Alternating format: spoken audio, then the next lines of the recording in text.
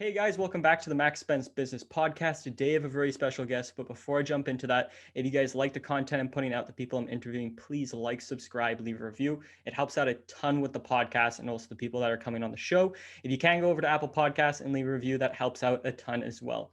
So without further ado, today's guest is Kevin Poirier. So he is the director and principal consultant at SCV Consulting. It's great having you on the show, Kevin. Thanks, Max. It's a pleasure to be on and a privilege. Really appreciate it. Awesome. So actually, just to jump into this, have you been on any other podcasts before? Is this your first one, on a podcast? This is my first one. All right. Awesome. Love it, man. Love it. Yeah. But I mean, since the last 2 years, everybody's been on Zoom now. So it's just it's just normal to be in having conversation. Lots of Zoom meetings, lots of Google Meets, Google Chats, Skype for Business, lots of everything virtual. So yeah. Crazy time. But yeah, well, why don't we jump right into this? For people that maybe don't know who you are, where did you grow up? What university did you go to? And what was your first passion? Wow.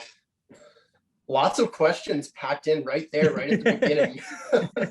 So I guess I'll start at the beginning of your questions there. Where did I grow up and where did I come from? Well, I was born in Quebec City, and then my dad was in the military, so we moved around a lot when I was young.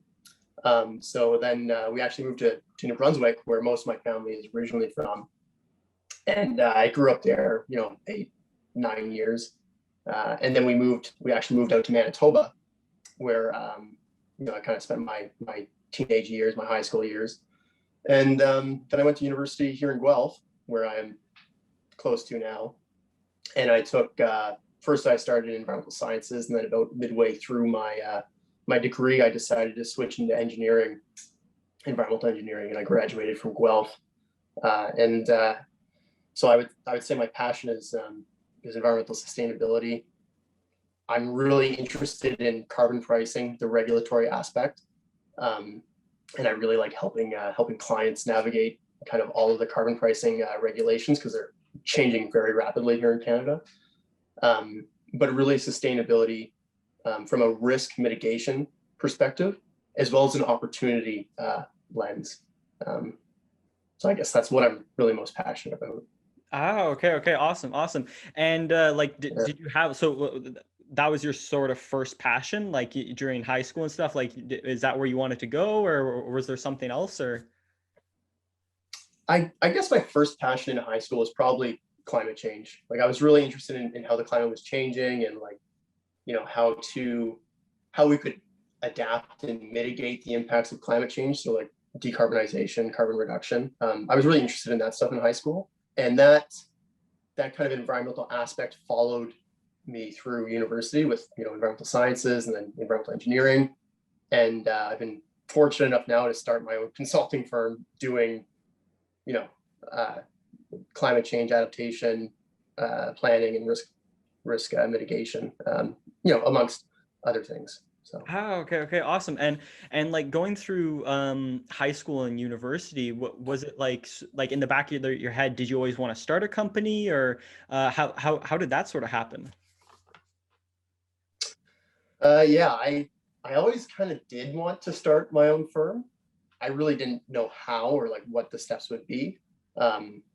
So out of university, I started with a larger consulting firm, and had some really great mentorship in client management and working with people and helping people solve problems, like immediate problems and time-sensitive problems that were environmental related or wastewater related or climate change related. And it was through that mentorship and learning that I was able to start my own firm.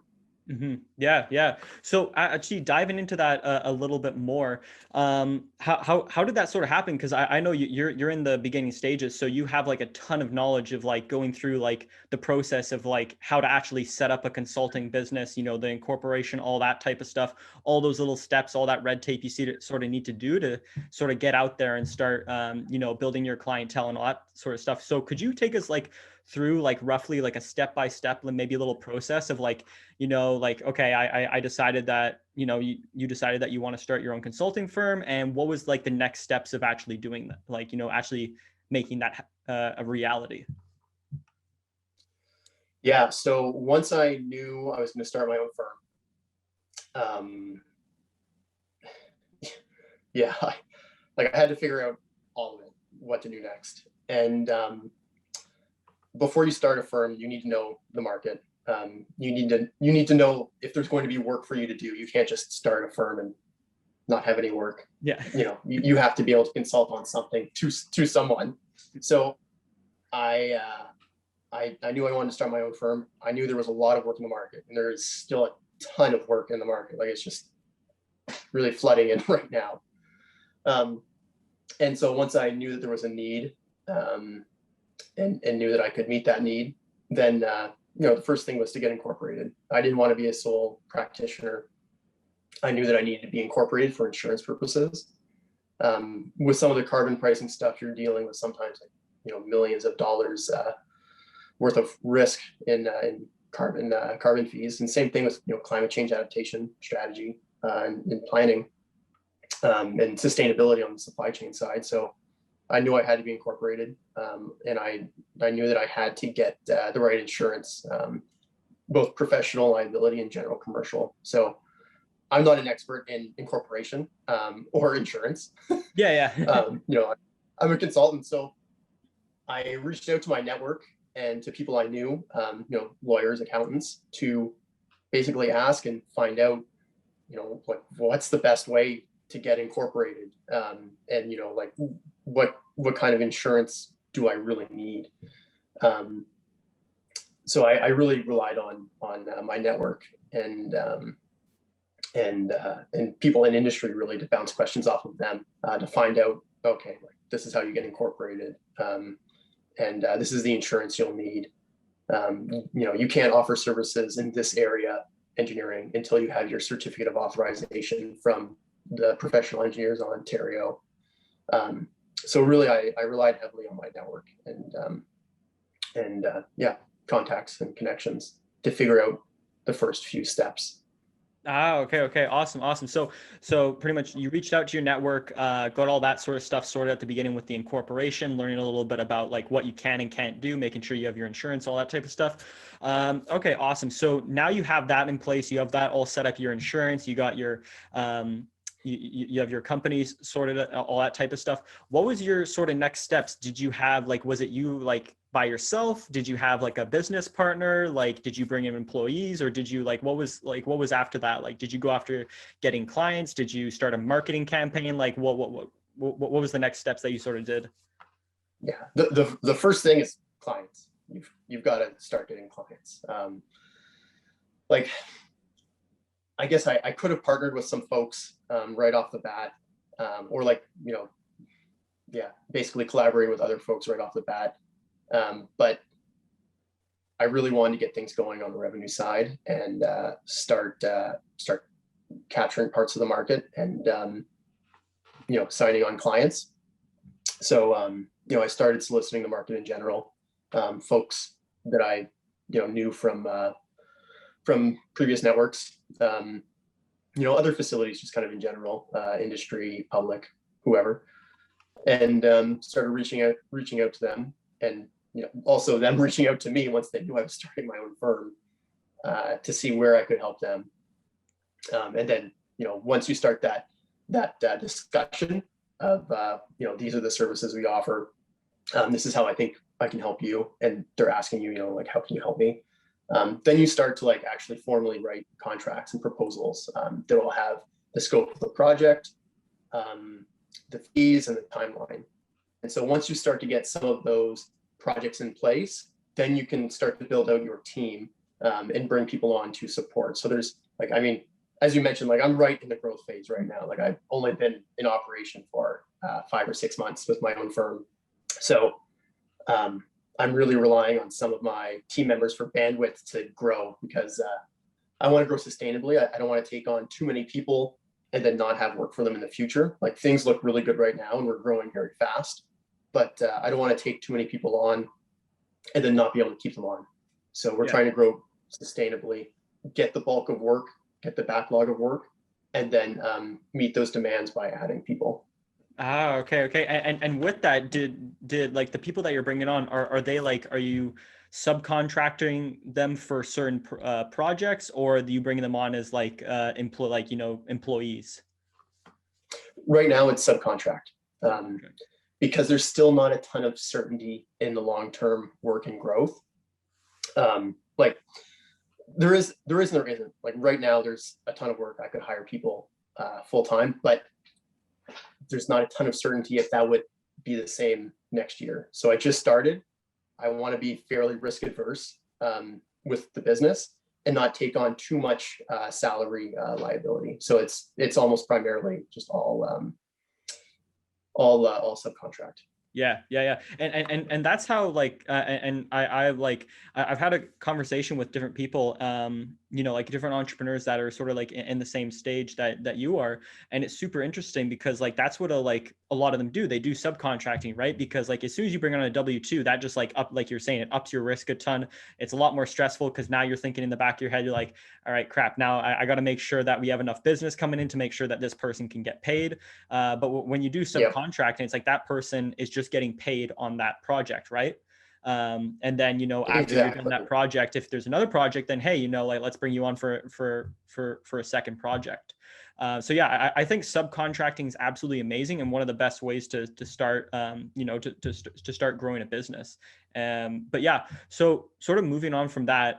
Okay, so pretty much you got your corporation, all that type of stuff. You started hunting for clients. You got your first couple clients. So got your subcontractors in, all that type of stuff. What do you sort of look for when you're bringing in like your subcontractors, like sort of teammates for those certain projects? I look for expertise and people that are eager to learn. So I can do most of the senior work myself, but what I really need is a lot of horsepower to help get some of the more nitty-gritty stuff done. Sifting through data, preparing reports, presentations, that kind of stuff. So I'm really looking for people that are eager to learn, because it's a pretty steep learning curve. And one thing that's really remarkable right now is that there is a ton of talent in the marketplace, like a ton of junior talent, because so many folks weren't able to get permanent positions because of the pandemic. There's now a lot of talent, junior talent, people that are very eager, very, very smart, that should have full-time jobs that haven't been able to land them just yet. And so, I can offer them experience and, good pay in industry. So yeah. So, Yeah, 100%. Oh, okay, awesome. So, yeah, so you're pretty much like looking like, like when you're bringing on subcontractors, like, okay, do they know what they're doing, and are they, eager to, be taught? Because like, because you're the one that's leading the team, like you have the senior experience, how everything should play, but like you're saying, you just don't have the time to, sift through data and prepare reports and do all that sort of tedious stuff, because your time is much better spent at dealing with client relations and bringing in new clients. So yeah, like that is super interesting. So now to talk specifically about sort of the climate change and carbon industry. To be honest, I don't have much knowledge on this industry, so I'm actually interested to hear what's sort of happening with like like in your consulting space right now. Like like I know you can't talk about certain client projects, but like what's sort of happening with like the carbon pricing and climate risk consulting, all that sort of type of stuff. there is so much happening, and it is changing so quickly that it's difficult to keep up with. Like it changes almost on a daily basis. And on all fronts, on sustainability side, both regulatory requirements and ties to funding, and then same thing for climate change adaptation and risk management. Like for some of the COVID-19 funding, the federal government tied the funding to the TCFD, the Task Force on Climate-Related Financial Disclosures. They said if you want this funding, you have to commit to reporting in accordance to the TCFD. So there's those changes that are happening. And then carbon pricing is a big one too. Like across Canada, the carbon tax and carbon pricing has been very politically heated. I think I can say that pretty objectively because it comes up with every election, provincial and federal, in this country. So there's been a lot of change, and with change comes uncertainty, and with uncertainty comes risk. So a lot of facilities, a lot of companies in industry, like they get used to one regulation and one regime, and this is how you quantify your emissions, and this is how much your cost will be for complying with the carbon tax or the carbon regulations. And then it changes, and everything's different. So helping companies navigate those regulations and those changes in regulations has been a lot of work for me. And it's like, yeah, I don't know if that necessarily answers your question. I kind of went on a tangent there, but that is awesome. Yeah, like to be honest, like I gave you a bit of a broad question with that one, so like you could have went anywhere, but yeah, it's super interesting to hear about that. And yeah, and to be honest, like I don't know that what's like happening in that space, but like what I've just heard so far, it sounds like, like with the carbon pricing, there's a lot of debate, and there's a lot of companies that are needing help with, how to navigate these new, procedures and rules and all this type of stuff to make sure that they comply with it. So, let's say that they can get funding, or let's say I would guess they don't get extra, taxed more or something of that nature. Exactly. Yeah. Like in the carbon pricing space, there's basically an overlying general federal regulation. It's called the Greenhouse Gas Pollution Pricing Act. And there's two parts of that act. One is the actual carbon tax, and then the other one is a carbon pricing system, where if you opt in, or if you have to be part of the carbon pricing system, you're exempt from the tax. But the tax is basically applied everywhere across Canada. And so if you can opt in or be exempt from the tax, then you have to comply with this part too. Okay. Yeah. Okay. Now sort of moving to, I would love to sort of hear a bit of the day in the life of, a new company owner, consultant, so what's sort of happening, your sort of day to day during the work week? Yeah, my day to day, it changes. Like every day is something different. And often I'll set out with, this is what I want to get done today. And then I'll have an urgent call or email from a client saying, hey, I just got this letter from a regulator, or, I need to get this to a regulator today. So I'll help them solve those problems and kind of get that extra bandwidth up.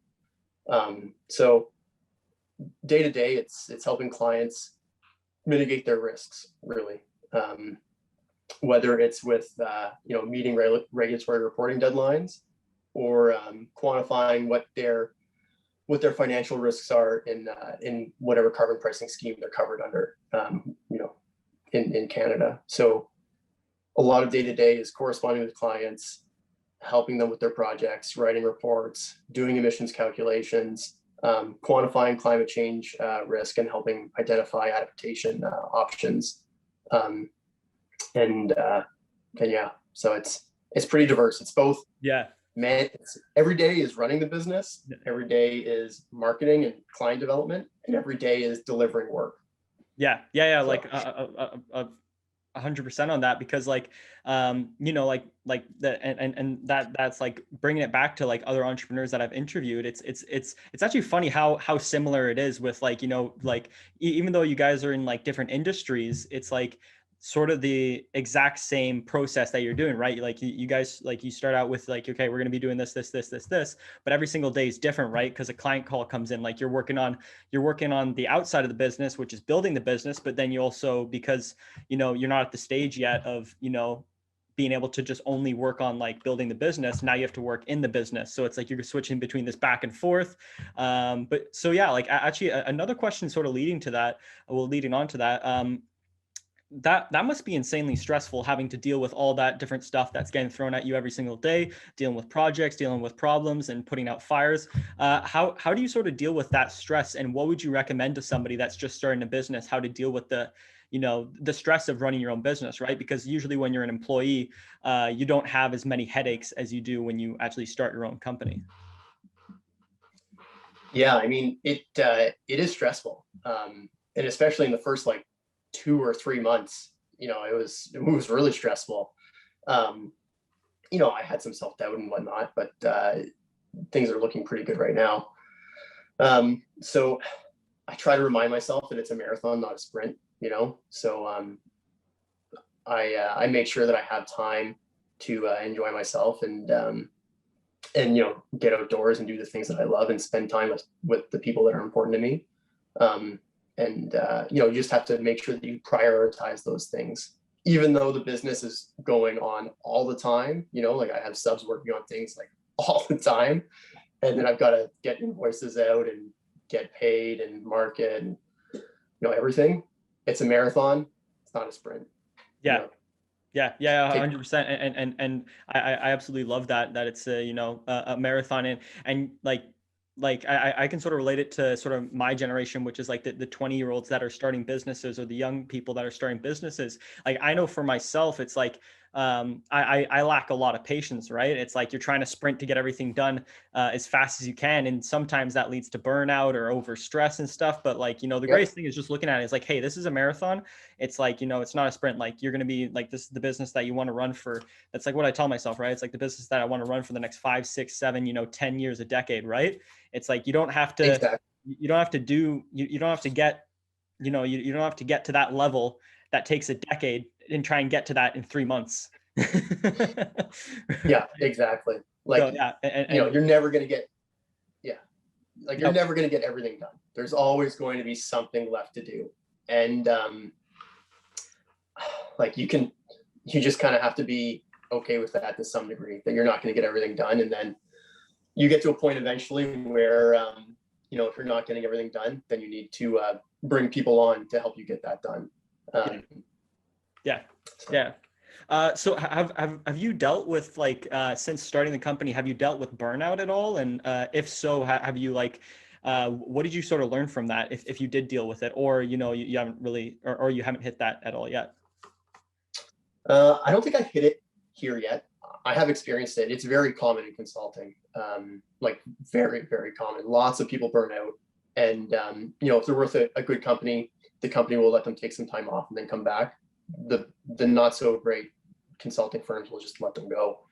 But no, I don't think I've hit my burnout levels quite yet. But and hopefully I won't, because I'm trying to keep in mind that it's a marathon, not a sprint. So every day I make sure that I take time to just relax and take a break. But in the past, I've definitely hit my limits where I was like, okay, I need to like step back from everything and like limit my scope of the projects and the clients that I'm taking on. I remember when I was a student, I was working for one firm and I was working like 80 hours a week. It was just absolutely unruly. And I never want to get back to that. Yeah. It's yeah, like 100%, like we're working 80 hours to 100 hours a week. And I know like there's so much social media out there being like, oh, you have to work 80 to 100 hours a week. And it's like, Yeah. I honestly think you don't need to do that. Like I would say you shouldn't be working, like considering it working for 80 to 100 hours a week. If you're working to 80 to 100 hours a week and you consider it as working 80 to 100 hours a week, then I mean, like you just created your own hell. Exactly. And then the risk that you're putting yourself at, both health, mental health, physical health, and also the risk that you're in turn, like not in turn, but also putting your clients at, like, can you maintain a high quality of work at that level, like at that output? Like realistically, nobody can. So it's important to make sure that you take your time, take on what you can. And actually at this point, like I'm at the point where I'm turning away work, because there's, we can't grow sustainably right now. So we need to get past this hump of work and and do it right, and then think about growing strategically once we kind of get through this stretch. Yeah, 100%. And I actually heard that from like that exact same sort of similar line about growing strategically, because like from an actual like a real estate investor, like a guy that's done very well for himself, and like when he first started real estate investing, he just tried to grow as fast as possible, right? By buying new properties, buying new properties, buying new properties. But what happens is like like you can equivalent it to like clients, right? And you just keep taking on more and more and more and more and more. But then what happens is you start getting, like problems in like your clients or like the real estate properties, and then they start stacking up. And then you're at risk of actually just losing all of it because you can't manage all the fires that are happening with like all the different projects you're dealing with or all the different like real estate deals that you're doing. So it just becomes too much. And then you hit a vulnerable point of actually losing it all because you can't perform and do your actual job. So I like Absolutely. I absolutely love that of like growing like sustainably and like, strategically instead of just taking on whatever client comes your way. Yeah, absolutely. And that's the thing. Like I have some great clients. I love working with the clients that I have. And I want to make sure that I give them the quality of work and the time and attention and the timeliness of work too, that they deserve. So, it's very difficult to turn away work because you want to grow, you're hungry, but you just can't. So it's tough sometimes. Right now. Yeah. And actually I heard some great advice recently, and it's like sometimes one of the hardest things to do is actually to walk away from clients, but in that moment it can actually be the best thing for your overall business and success. Absolutely. Of running your business. Absolutely. But yeah, so now moving on to, I think this is a pretty interesting question. So what was your best moment like in overall business, and what was your worst moment in overall business? Oof. Well, I've just started, so my best moment. Oof. It can be at working at other companies, or like just your whole work experience of being a consultant. Like what was your best and what was sort of your worst? And what did you learn from them?